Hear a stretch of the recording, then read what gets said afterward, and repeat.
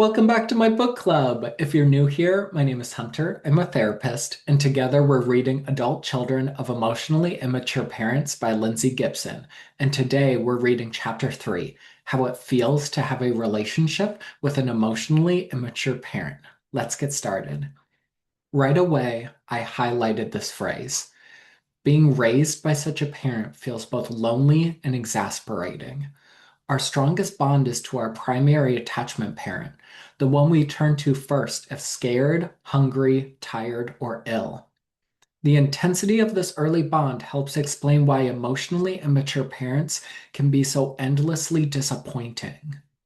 Gibson includes here an exercise, assessing your childhood difficulties with an emotionally immature parent. Just like in my last video, I'll have it linked in the description for you to print out and try yourself. In the meantime, I wanted to highlight some of the phrases. I didn't feel listened to. I rarely received my parents' full attention. My parents' moods affected the whole household. I was trying harder to understand my parent than my parent was trying to understand me. My parent was often intrusive or disrespectful of my privacy. I often felt guilty, stupid, bad, or ashamed about my parent. My parent rarely apologized. The next section. Communication is difficult or impossible. These interactions with your parent may have made you feel shut down, shut up, or shut out.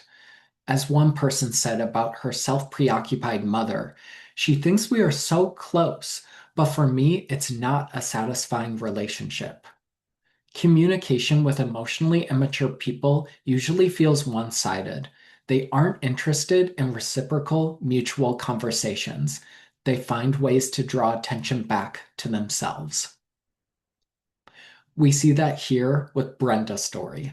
Brenda's elderly mother, Mildred, had always been very self-centered, saying, "My mother is only interested in herself. She never asks me how I'm feeling or how work is going." Although Mildred was in her 80s, her egocentrism was childlike. Brenda understood her mother's immaturity at an intellectual level, but still found herself getting angry with her. Gibson includes at the bottom, the following section on emotional attachment helps explain Brenda's anger. Gibson includes here a little bit about attachment theory. John Bowlby, a pioneer in studying children's reactions to separation and loss, observed that babies and children get angry as a normal response to being left by their parents. After all, feeling dismissed or unseen creates an emotional separation. For Brenda, it was as if her mother had repeatedly walked out on her. Sometimes children of emotionally immature parents repress their anger or turn it against themselves. We'll see that later in the chapter. When anger is internalized in this way, people tend to criticize or blame themselves unrealistically. Alternatively, some people express their anger in a passive-aggressive way, attempting to defeat their parents and other authority figures with behaviors like forgetting, lying, delaying, or avoiding. A quick detour into emotional contagion. Because emotionally immature people have little awareness of feelings, they usually act out their emotional needs instead of talking about them. They use emotional contagion, which gets other people to feel what they're feeling. This is how babies and little children communicate their needs. They cry and fuss until their caretakers figure out what's wrong and fix it. Emotionally immature adults communicate feelings in this same primitive way. Growing up with an emotionally immature parent, the child catches the contagion of the parent's distress and feels responsible for making the parent feel better. Again, that role reversal that we talked about in the last video. They don't do emotional work. Emotionally immature parents don't try to understand the emotional experiences of other people, including their own children. They become defensive or they might dismiss the situation by saying the hurt person is overly emotional or too sensitive. Gibson includes here, Harriet Fraud uses the term emotional labor to describe this effort to understand others. Emotional labor is the expenditure of time and effort to understand and fulfill emotional needs, like feeling wanted, appreciated, loved, and cared for. Emotional labor is hard work.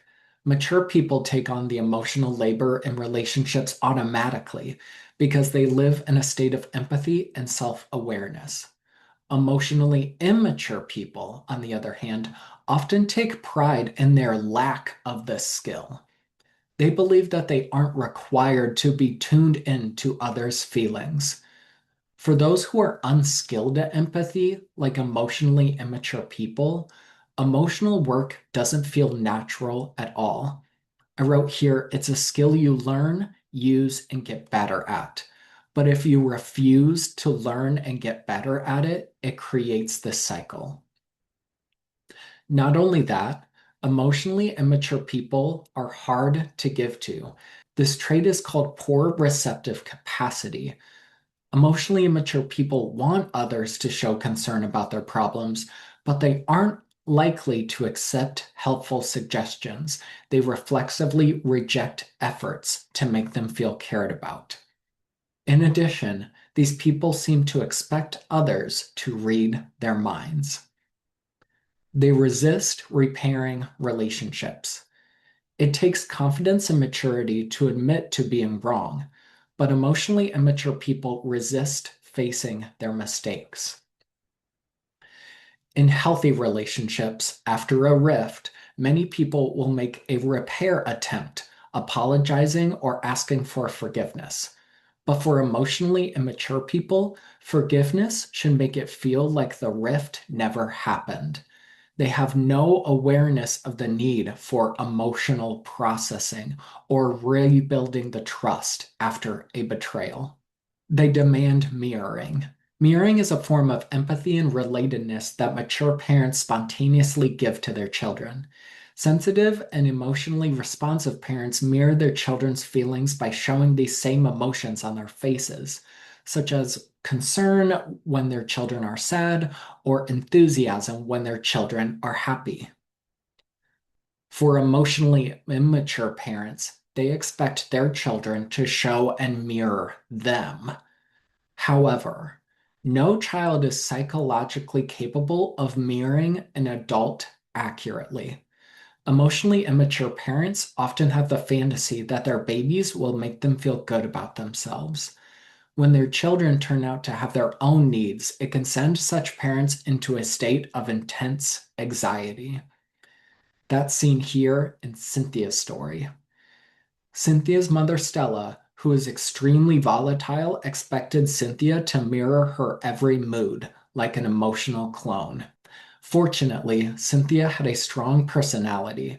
She put herself through college and became a flight attendant. But the effects from her childhood, being expected to mirror her mother, left an impact. She told Gibson that she'd always fear people would react as her mother did, punishing her for daring to be different than them. For emotionally immature people, their self-esteem rides on your compliance. They have a shaky self-worth. It's hard for emotionally immature parents to tolerate their children's emotions. If they can't immediately calm their child, they may feel like a failure, then blame the child for upsetting them. For emotionally immature people, all interactions boil down to the question of whether they're good people or bad ones, which explains their extreme defensiveness if you try to talk to them about something they did. Well, then I just must be the worst mother ever, or obviously I can't do anything right. Gibson takes a turn here to talk about relationship roles. Roles simplify life and make decisions clear cut. Emotionally immature people need their children to play a proper role that includes respecting and obeying them. Along with roles comes role entitlement, which is an attitude of demanding certain treatment because of your social role. They act as though being a parent exempts them from respecting boundaries or being considerate. An example here is from a woman named Marty. Marty's parents had moved nearby, and once in the neighborhood, her parents began stopping by unannounced and even walked into her house without knocking. When Marty suggested that they call first, her parents were indignant and cited their roles as parents to claim their right to drop in anytime.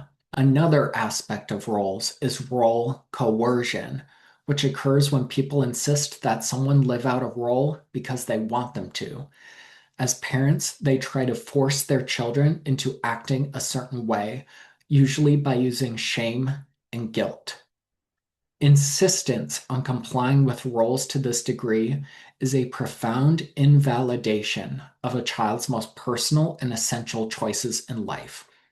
Yet emotionally immature parents have no qualms about doing it.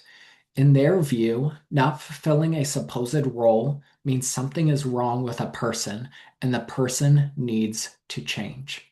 In the same vein as role coercion, emotionally immature parents seek enmeshment. Although emotional intimacy and enmeshment can look superficially similar, these two styles of interaction are very different. In emotional intimacy, two individuals with fully articulated selves enjoy getting to know each other at a deep level. In enmeshment, on the other hand, two emotionally immature people seek their identity and self completion through an intense dependent relationship. Enmeshment sometimes manifests as playing favorites, but obvious favoritism isn't a sign of a close relationship, it's a sign of enmeshment. Remember, emotionally immature parents relate on the basis of roles, not individuality. Enmeshment can take the form of either dependency or idealization. In dependent enmeshment, the child is maladjusted and the parent plays the role of either rescuer or victim. In idealized enmeshment, the parent indulges a favorite child as though that child is more important and deserving than the other kids.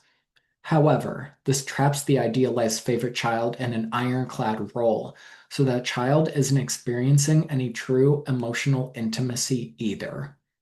We see that here with Heather's story. Heather had always longed for her mother's interest and attention, but had never received it, while her oldest sister, Marlo, was the clear favorite.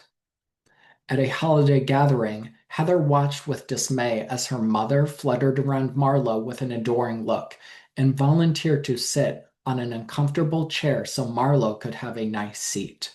I marked here, this is that internalized self-hatred that manifests as self-harm from earlier. In another example, Mark's father, Don, clearly preferred Mark's younger brother, Brett, helping him financially and calling him his baby. Mark was an independent, intelligent child, so they couldn't enmesh. So Don turned to Brett, who was more emotionally immature. Gibson takes time here to note that emotionally immature parents can act out their need for enmeshment even with people who aren't close family members, such as going to a church or another organization. In Bill's story, after Bill was grown and out of the house, his parents started taking in homeless people they met through a church outreach program. I want to talk now about an interesting point that Gibson makes, that emotionally immature parents have an inconsistent sense of time. She describes it as having a fragmented orientation to time, especially when they get emotional. Moments exist in kind of an eternal now. When acting on their impulses, they don't use the past for guidance and they don't anticipate the future. This explains their inconsistencies and the unreflective way they handle relationship issues. Although emotionally immature people may seem to be emotional manipulators, they actually aren't. They have no investment in being consistent, so they say whatever gives them an edge in the moment. I wrote on the side that manipulation implies a plan and planning. Again, they don't have a good sense of time, so they aren't anticipating the future. Lying is a perfect example of a momentary win that feels good, but is destructive to a relationship in the long run. This is one reason why they're often indignant when you remind them of their past behavior. For them, the past is gone and has nothing to do with the present. More emotionally mature people, on the other hand, experience time as a series of connected, self-aware moments. People who focus mostly on the present moment don't engage in self-reflection. Instead, with each new moment, they leave their past behind, freeing them from any sense of responsibility for their actions. You can see how hard accountability would be for emotionally immature people. You may wonder why a person would develop such an unreliable sense of time. It has to do with their lack of self-development and poor personality integration, along with their tendency toward extremely concrete and literal thinking. Summary. Emotionally immature people have a poor sense of personal history and resist being accountable for their past actions or future consequences. Lacking a firm sense of self, they think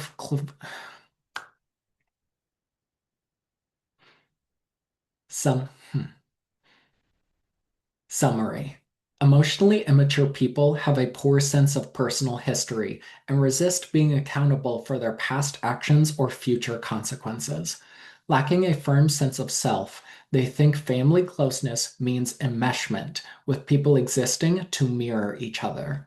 Real communication is nearly impossible because of their poor empathy and rigid emphasis on roles. They neglect relationship repair and reciprocity and shirk the emotional work necessary to be sensitive to other people. Instead, they focus on whether others seem to make them feel good or bad. Defending against anxiety trumps relating authentically to other people, including their children. In the next chapter, we'll take a look at some of the research on early mother-child attachment and the four main types of emotionally immature parents.